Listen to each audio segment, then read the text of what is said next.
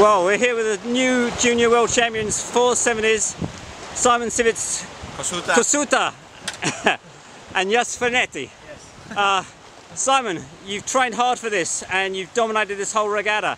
Can you tell us, was that in your original game plan? Yeah, we train a lot during the winter.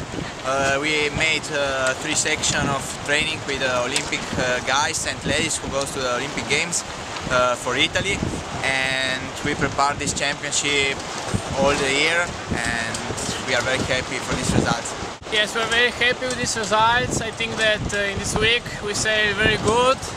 We make 7 first, 1 9 and 8 first, 1 9 and 1 6 place.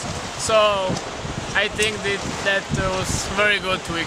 So who did you see as your main rivals when you came out here? Were you just looking at the French guys, or did you think some of the Kiwi boys might give you a good run for your money?